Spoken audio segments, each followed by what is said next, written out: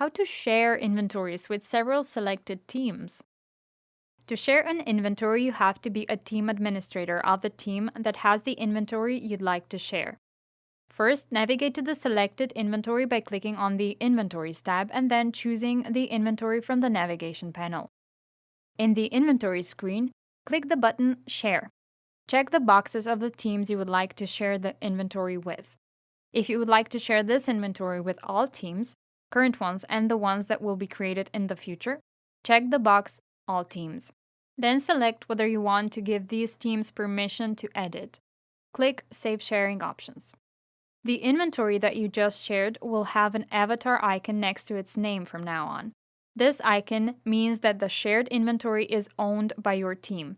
The team that you shared your inventory with and only gave the viewing permission will see the avatar icon with an eye in its corner.